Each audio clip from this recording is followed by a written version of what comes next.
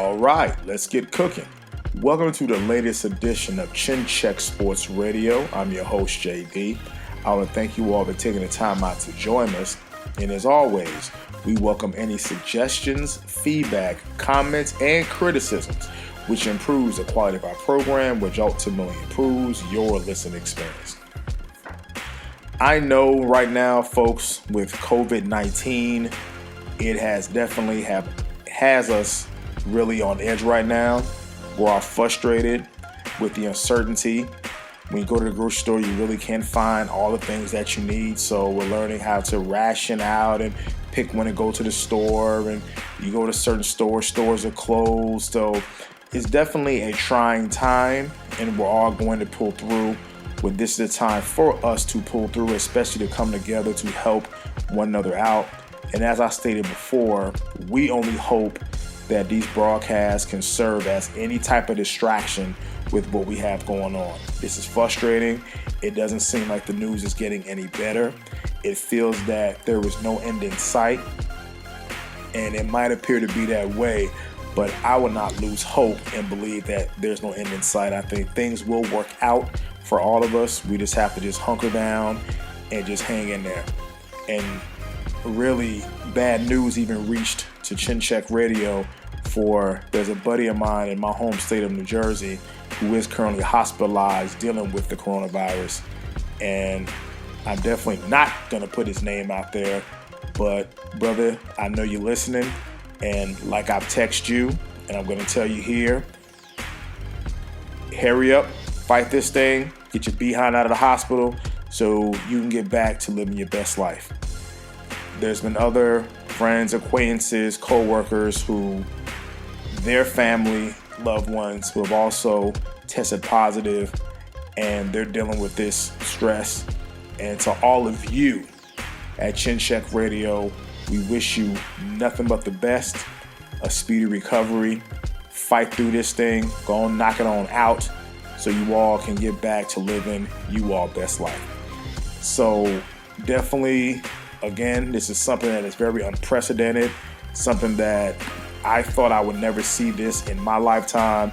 This is stuff that I've only watched in movies or heard about, but it's here now, and we will get through this. We will get back to our way of life, but this for right now is temporary, and all things will work out. Now, continuing on with our honorable mention Chin Check Radio all-time favorite fighters list, we're going to have a big star on this particular broadcast, and we're going to go with the golden boy, Oscar De La Hoya. Again, the honorable mention list is really in no particular order. This is just the fighters who just missed the top 10 of our all-time boxers list. Now, folks, to really understand the true star power of Oscar De La Hoya, if you really look at mainstream boxing stars, and what I mean mainstream boxing stars, people, fighters, boxers who appeal to people outside of the sport of boxing. Because say what you want, even people talk about the golden age of Muhammad Ali and the Tyson. Really, fighters or the sport of boxing is really a niche sport where you really have to be a hardcore fan of boxing. You watch the fights, you watch these guys come up through the ranks. Then the casual fans are the fans that come when these guys are now, when they've reached the pinnacle, when they become a world champion, when they're in that high profile fight. So a lot of fighters, guys who I've mentioned on this broadcast, for those of you who listen and who are true fight fans, you can appreciate me talking about the history of these particular fighters. Because when I do some of these broadcasts and I bring up fighters, people always tell me, wow, I didn't know about this guy, or I heard about him, but I didn't realize he was that good until you broke it down for me. So that's what we try to do with Chin Check Radio, is we try to keep their legacy alive because they meant so much to me, I'm sure, as to you all who are listening. So Oscar De La Hoya was a true crossover star. And what I mean by crossover star, if you really look at, again, I was not around for Muhammad Ali, but I think we would all agree he was really a crossover star. Some people make the argument he really became a star after he retired, and that's when his legend grew.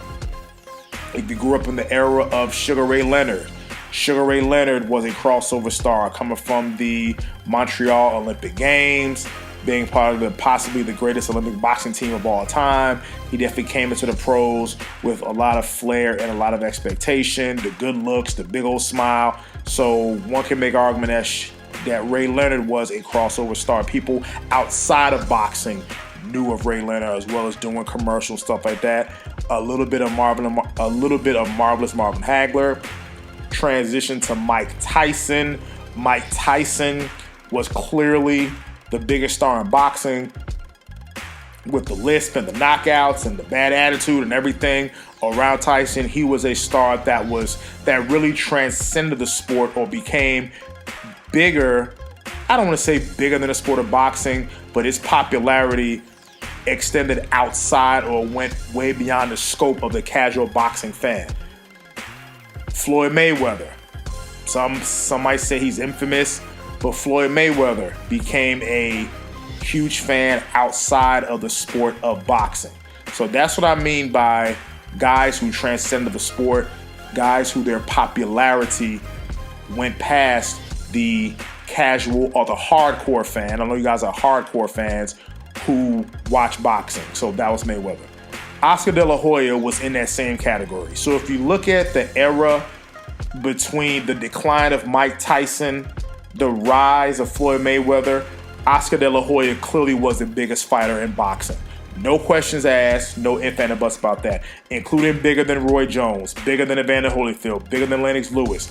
Oscar De La Hoya was that true star in boxing. He was that mainstream star. He had the matinee idol looks, gold medalist in the 1992 Olympics. Definitely the story with his mom dying of breast cancer, and it was her dream to see him as a champion. So De La Hoya clearly had a story, and he also was a pretty decent fighter.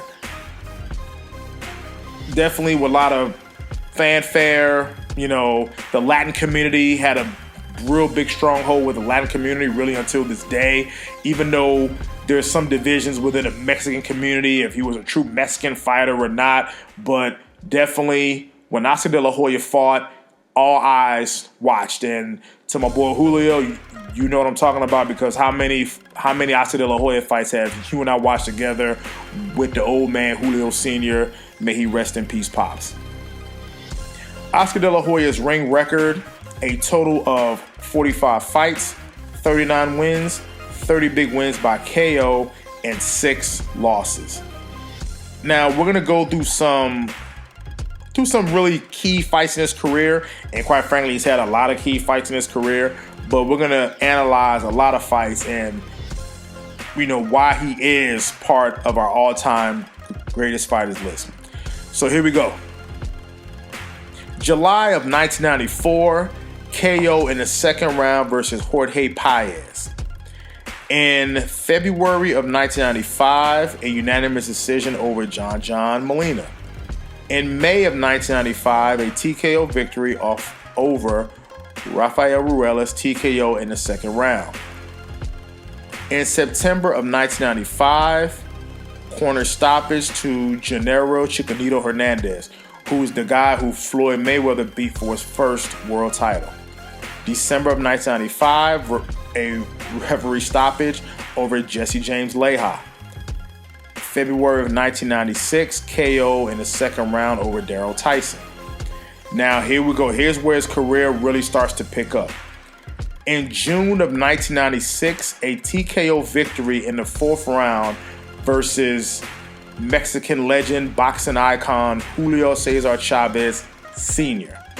Now, to really put it into perspective, Chavez from Culiacan, Mexico, been through the wars, fought everybody. I mean, really only had one loss to Frankie the Surgeon Randall at that time, but was an Asian warrior, had been through a lot of wars. And unfortunately, how boxing works, unlike other sports, you kind of get pushed out. Very few fighters retire on top and quite frankly stay away. Really, the most recent one was Andre SOG Ward. But a lot of fighters, they are young coming up, young up and coming fighters, prospects, contenders, champions, and they stay there. So a lot of times we watch their decline when they go from that young fighter to now that old journeyman. And how nature works, a young fighter comes up, knocks them off their perch, and now it's off to the races. And that's just a repeated pattern of boxing. Unfortunately, that's just how it works. We watch fighters get old, so one can make the argument that at the time that Chavez fought De La Hoya, Chavez was an older fighter. Now, again, this is 6 years after the Meldrick Taylor fight and a few years after the fight versus Pernell Sweepy Whitaker. Now, what's notable in that fight was Chavez suffered a cut in the first round that he really wasn't the same fighter afterwards. So TKO victory for De La Hoya. But again, he wasn't respected by the hardcore Mexican fans because Chavez came from poverty while De La Hoya came from East LA. He had the looks. He was an Olympic hero. So it was already a lot of buzz about De La Hoya as a next big star, while Chavez was the main star in the late 80s and early 90s for the Mexican boxing community. In January of 1997, a unanimous decision over Miguel Angel Gonzalez. April 12th of 1997, a unanimous decision over the late Pernell Sweet Pea Whitaker. Definitely an excellent fight, a very excellent fight where, again, Pernell was the established star, the old veteran, the lineal welterweight champion, and definitely a great fight. In looking at it, De La Hoya had the youth and he had the speed, but Pernell's defense, I thought, flustered De La Hoya. I thought De La Hoya did the old Ray Leonard trying to steal rounds at the very end of the fight, by throwing more punches and trying to shoe shine or pit-a-pat his way, trying to earn a victory. Even though he won that fight, but looking at it, I don't think he won that fight versus Pernell Sweet Pea Whitaker. In September of 1997, he defeated the late Hector Macho Camacho by unanimous decision. In December of 1997, defeated Wilfredo Rivera by TKO in the 8th round. And in September of 1998, defeated the great Julio Cesar Chavez again. This time Chavez did not come out of his corner in the 8th round. And again, another fight where nature takes its course. Chavez now 2 years older. De La Hoya is 2 years older, but again, 2 years older, declining, versus De La Hoya 2 years older, getting better at his craft. And it's one of those, again, you knock off the old fighter off his perch. Chavez was being beaten, was pretty much losing the fight, but he never quit. He sustains another cut, looks like on the inside of his mouth or the outside of his mouth. Kind of a weird cut that he sustained. Did not want to come out, and that was a victory for De La Hoya. So again, a lot of kind of resentment about the Mexican community for beating such an icon, which was Chavez. But unfortunately, again, that's just how boxing works. His next fight, Julio. Did we watch this fight together? February of 1999, split decision versus Ike Bazooka Quartey. Now, Ike Quartey, undefeated welterweight from Ghana, known for having a piston jab. Definitely one of the better jabs in the welterweight division, especially at that time. And two fighters evenly matched. And I thought one of the great welterweight fights of all time. People considered it along the same lines of a Sugar Ray Leonard, Thomas the Hitman Hearns fight back in 1981. Like, that's how special this fight really was for that time. And guys came out, again, De La Hoya's weapons at that time was he definitely left hook dependent, trying to jab with Ike Quartey. Ike Quartey clearly had a more established jab. Right hand wasn't as developed as it needed to be, but it was serviceable enough. In the 6th round, one of the greatest rounds in the history of boxing, De La Hoya drops Quartey. He starts to admire his work. Quartey then drops De La Hoya. You can make an argument, even despite the knockdowns, that Ike Quartey clearly won that round. During that fight, De La Hoya wasn't very active in a lot of rounds. And I will say this, George Foreman's commentary was clearly pro De La Hoya. And in the 12th round of that fight, again, I had Quartey winning that fight, really a 2 to 3 round difference, even going in to the last round. And De La Hoya scores a knockdown, drops Quartey, and at this point he's swinging for all his worth. And the referee, I believe it was Mitch Halpern, looks like he was right there. He was getting ready to stop it, but I thought one of the great calls by a referee for not stopping the fight, because Quartey was backed against the ropes, clearly staggering, he's clearly out of it, but he had enough wherewithal to just throw back. And I think the thing about boxing is you have to intelligently defend yourself, which is what Quartey was doing. His back was against the ropes, he was throwing punches, and that's why the referee, he didn't stop the fight. De La Hoya then punches himself out, he gets tired. Quartey starts to go on the offensive again, but it scored a split decision. And some of those scores, the 116, 113 scores and 116, 112, if you do the math, that's basically giving 8 rounds to De La Hoya and only maybe 3 to 4 rounds of Quartey. So I thought the scoring was awful. I didn't think that De La Hoya won that fight. In May of 1999, a TKO victory over contender challenger Obakar. And in September of 1999, another huge fight versus Puerto Rican star Felix Tito Trinidad. Now, he lost that fight by majority decision. Now, that's almost a tale of 2 fights. Here's a funny part. I just told you, I think he lost the Pernell Whitaker fight. I think he lost the Ike Quartey fight. I think he won the Felix Trinidad fight. Yes, Felix, if you're listening, he won I think De La Hoya beat Felix Trinidad. And here's why. The argument that you hear why Trinidad won, because they said that De La Hoya didn't do anything offensively and ran for the last 3 rounds. Okay, that's true. I will concede that argument. But did the first 9 rounds, did that even, so you act like the first 9 rounds didn't even exist. Really, the first 9 rounds, you can really score them 7-2 for De La Hoya. So if you take the last 3 rounds of De La Hoya not doing anything offensively, that's a 7-5 fight. De La Hoya wins the fight 115-113. So definitely not the worst decision ever in the history of boxing. I didn't agree with the decision, but De La Hoya really had nothing to complain about when you do nothing offensively in the last 3 rounds. And it's funny, even though that De La Hoya didn't do anything in the last 3 rounds, he outlanded Tito by a lot. Compare that with the Pernell Whitaker fight, where Whitaker landed more punches than De La Hoya, and he got a questionable decision. So I think in this time, he won the fight, but you really can't argue with that, because that fight was seen as the fight of the century. Now, we know that was because we're getting to the end of the year, September of 1999, going into the year 2000. Again, another big welterweight fight since Thomas Hearns and Sugar Ray Leonard, 2 undefeated fighters.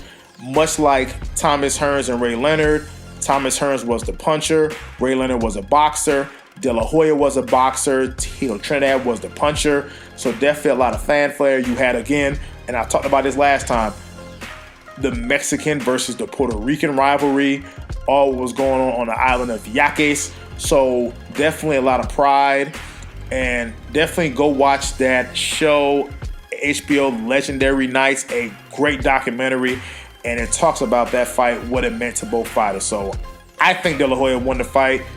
Felix, Julio, y'all just gonna be mad and just accept the fact, erupt, just be mad that I thought De La Hoya won the fight. In February of 2000, a KO victory in the 7th round versus Daryl Coley. In June of 2000, Julio, you remember watching this fight with the old man. A split decision loss to Sugar Shane Mosley. Folks, another great fight. Shane Mosley definitely is a future boxing Hall of Famer. Apparently him and De La Hoya, they came up together in the amateur ranks, and Shane Mosley from the opening bell was a little bit faster than De La Hoya, was able to get off his punches a little bit quicker, and I thought really won the fight really based on 2 things: speed and body punches. Because at that time, De La Hoya had a thing about tiring late in fights, and clearly the body punches, because Shane Mosley, people always talk about his hand speed. He was an excellent body puncher. Go see the fight versus Antonio Margarito. And was an excellent body puncher. And really, when you invest in a guy's body, at the end of the fight, when he goes to step on the gas pedal, he's going to have nothing left in the tank. And that's what happened. And that's what happened in that fight in June of 2000.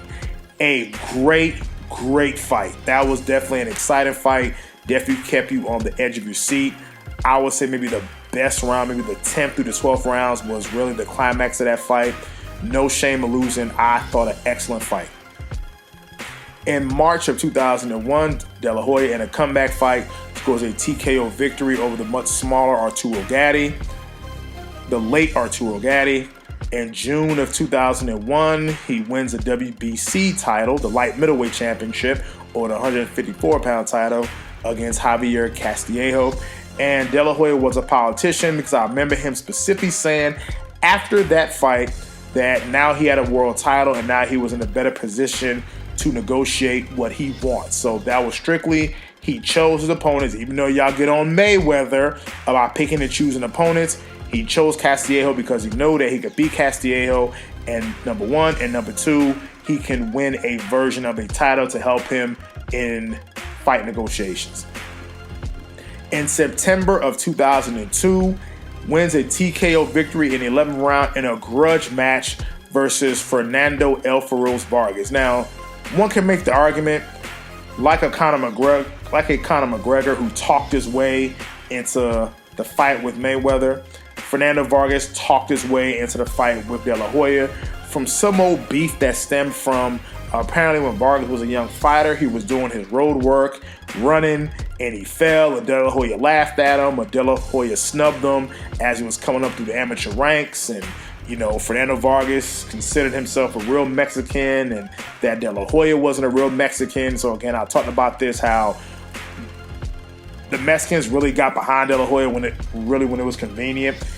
And Vargas, and what I mean by true Mexican style was that true boxer style. Get in there, stick your nose in there, brawl, and not be a boxer. So that's what I mean by the true Mexican style. So going into that fight, a lot of bad blood. Now at this time, Mayweather is being trained by De La Hoya is being trained by Floyd Mayweather Sr. What's significant about that, in that fight, Vargas clearly came to the fight ripped up. I mean, he looked ripped up, shredded. It looks like he hadn't been eating nothing except spinach and Cheerios. But we now know after the fight he failed the drug test, and I was into that. So we know why he looked that ripped up. And it was a tale of two fights. De La Hoya controlled the action in the center of the ring. Vargas used his superior size and strength to press the action against the ropes. Now in the first round, if you go back and look at that fight, De La Hoya was trying to implement the famous Mayweather shoulder roll technique. Go take a look at that fight, because he was trapped against the ropes. He gets caught with a right hand by the naturally bigger guy, and he literally starts to tuck that chin, roll the shoulder, and dodge the punch. That was clearly taught by Floyd Sr., and I think his ability to make Vargas miss, his ability to duck and slip and dodge the punches is why that a bigger fighter really couldn't do anything with him. And Floyd Mayweather, I thought, did a great job of cornering when he was telling him, you go back to your you go back to your combinations and finish up with your jab. Combinations, jab. Your combinations, jab. And that's exactly what De La Hoya did. He took his time. He hunted. He pecked it. He chopped the tree down. Wobbled Vargas at the end of the 10th round. TKO'd him in the 11th round. Great action-packed fight. Definitely a lot of emotions. Going into that fight, people felt that their head was telling them to pick De La Hoya, but their heart would tell them to choose Vargas, because yes, De La Hoya was clearly the superior boxer, but because Vargas is younger, he's hungrier, you know, he has that chip on the shoulder. That's how people thought that Vargas would win the fight. But definitely great fight and a great win by De La Hoya. Some can make the argument that it was probably the most satisfying win of his career. In May of 2003, TKO in the 7th round versus Yuri Boy Campos. In September of 2003, loses a unanimous decision, a controversial unanimous decision in a rematch against Shane Mosley. I think that De La Hoya won this fight. Definitely, again, not the worst decision. Some people will tell you if you watch the fight without the announcers, and I'm going to talk about some announcers in a minute. If you get past the announcers and you really just watch the action, you can see that Mosley landed the harder punches. And yes, Mosley did land the harder punches, but I thought De La Hoya won the most punches. Julio, we were there watching that fight too, along with the rest of the fellas. And I remember when they announced that decision, I sat there stunned. I couldn't believe what I just heard. And hell, folks, go to YouTube after you listen to this. Look at Mosley's reaction when they announced him the winner. Even he didn't think he won that fight.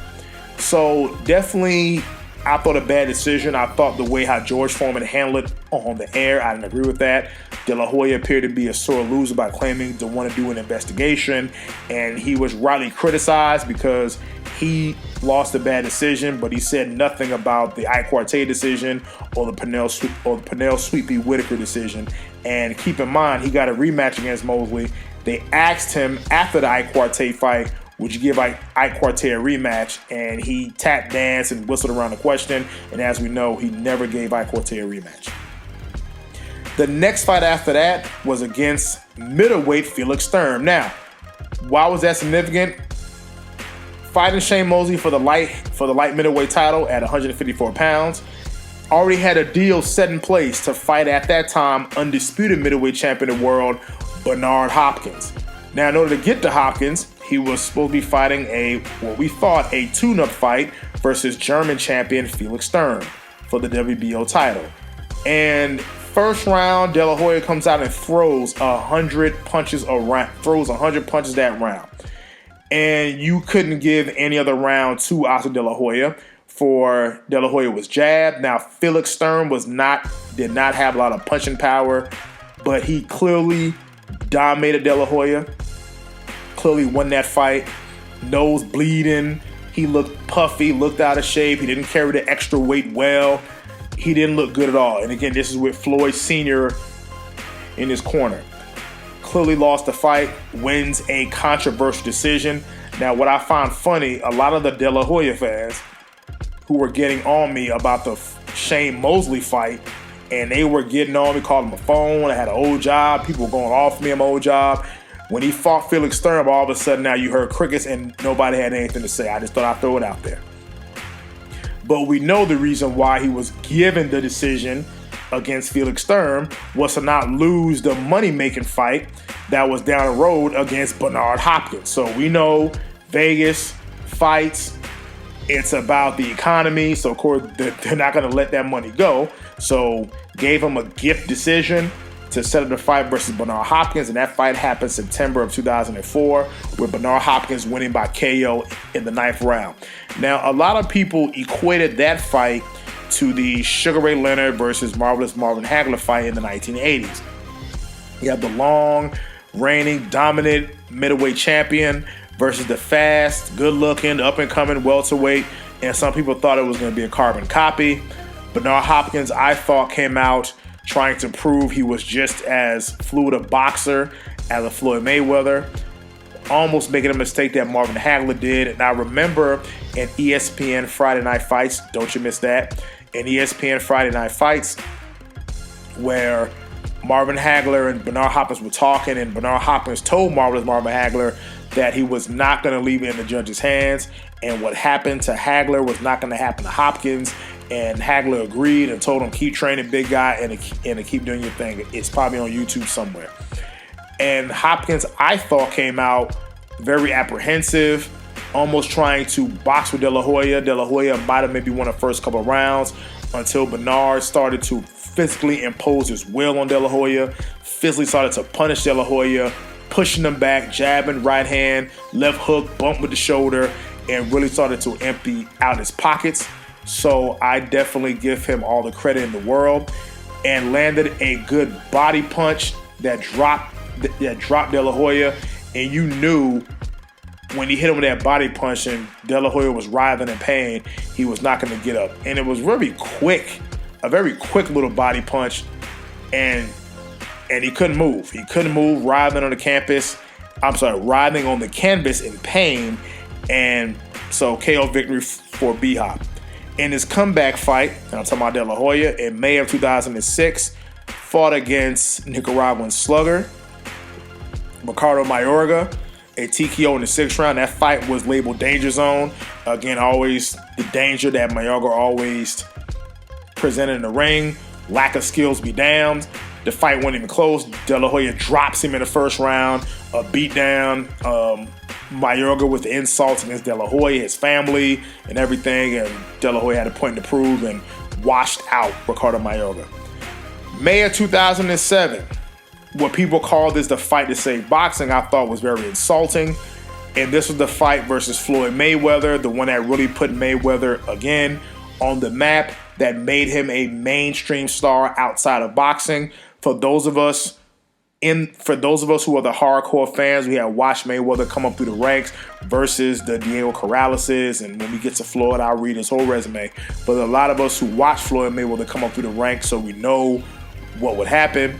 And there was a lot of stories going into that fight because, again, Floyd was moving up in weight. Floyd, at the time, was becoming the #1 fighter, I believe, had become the #1 fighter in boxing based on a thorough victory over Arturo Gatti.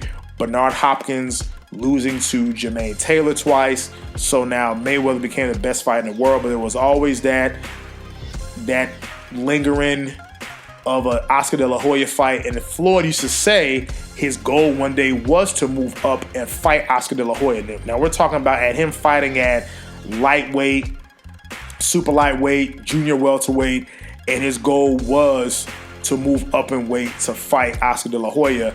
And De La Hoya did everything he could to get things on his side in terms of gloves, ring size. He made Floyd move up to the 154-pound category, where Floyd was a naturally smaller fighter.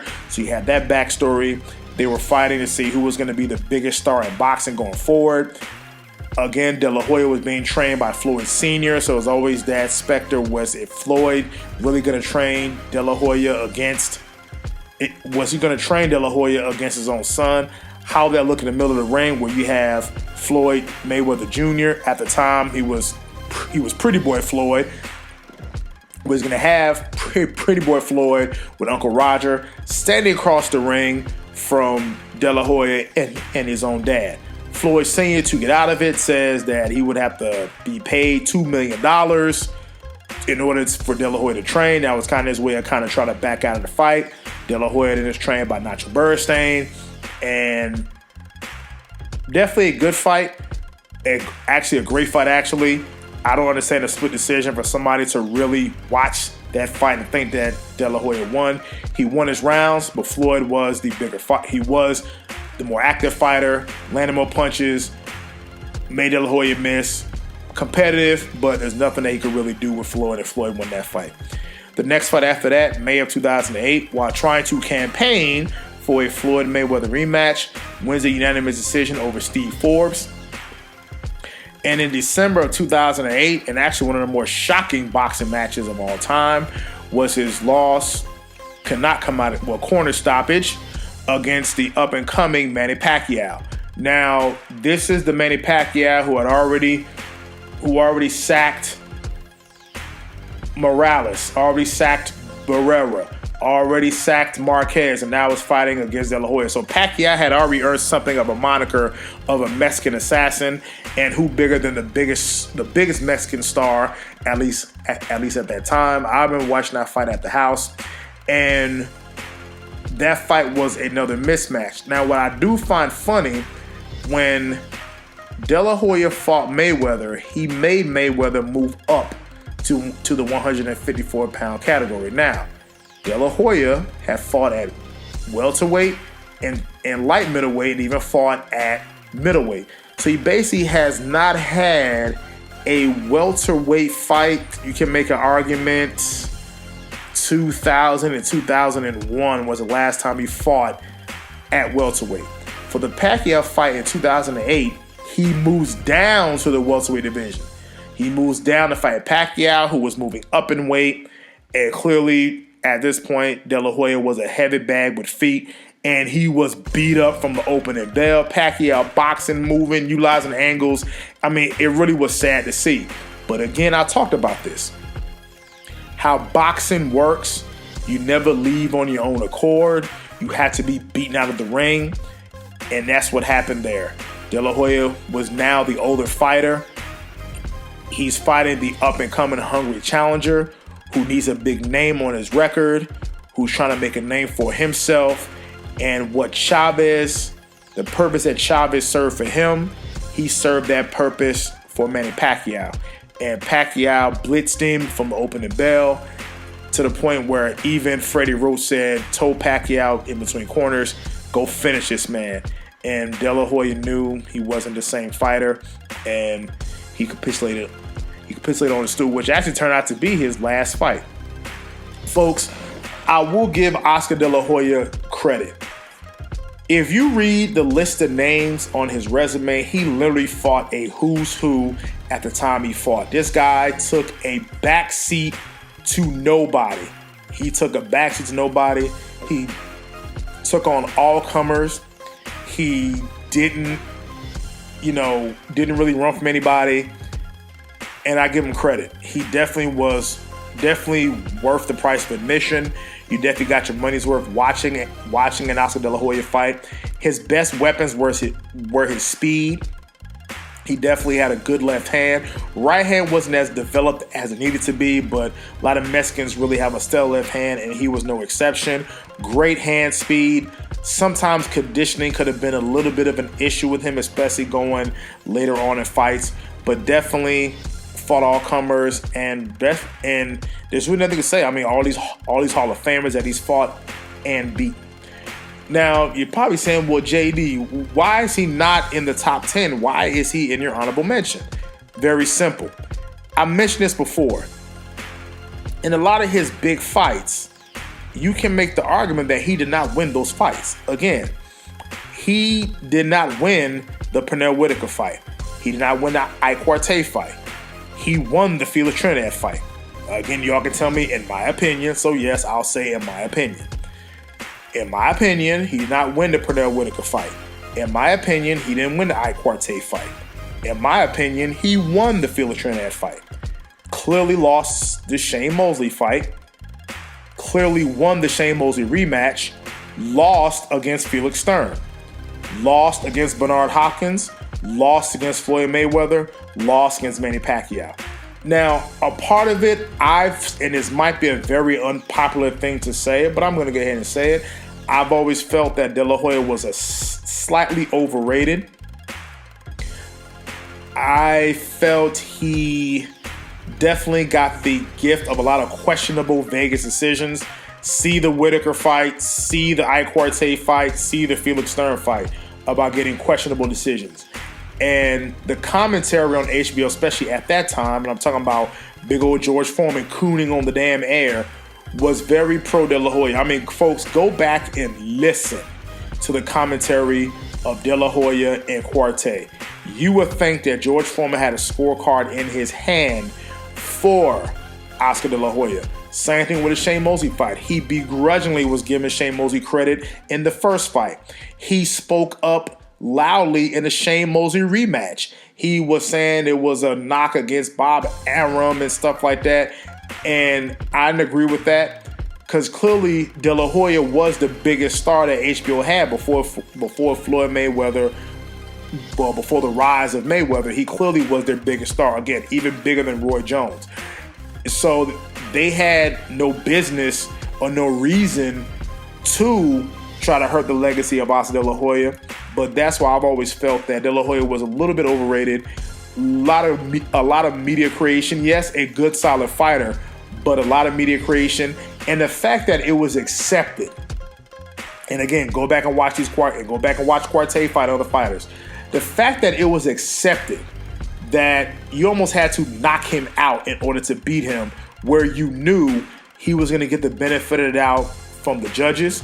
You knew that in any close fight, he was going to get the benefit of close rounds. You knew that if he did nothing for 2 minutes and 30 seconds and in a final 30 seconds just threw a series of punches in the mold of a Sugar Ray Leonard, he was going to win and steal rounds. We knew this. it was even spoken of back then, where they said in the benefit of close rounds, the judges are going to give it to De La Hoya. Well, I always thought that you scored a criteria over effective aggression, clean punching, ring generalship. I always thought, and obviously other rules, but I thought that those were the criteria, not who's the more popular fighter, who's the money maker. So to me, that's why De La Hoya is right outside of the top 10, because I felt a lot of his big fights, a lot of question marks behind it. He was media creation. He was Vegas's darling. He was HBO's darling. So a lot of money and power was behind De La Hoya. And that's why his win-loss record in a lot of those big fights against the upper echelon fighters is very shaky at best. But other than that, enjoyed watching De La Hoya. Definitely one of my all-time favorite fighters, watching him growing up. Julio, you know we watched this guy a bunch of times. And so, there's nothing to say. He's doing well in retirement, being a promoter of Golden Boy Promotions. I know him and Canelo Alvarez, there's some little tension between them, but he's doing well as a promoter, trying to do what he can to keep the sport going without the HBOs and the Showtimes. So you always see him around promoting fights and talking about fights. So really, Oscar De La Hoya, congratulations. You made the Chin Check Radio honorable mention list. So until the next time, this is Chin Check Radio signing out.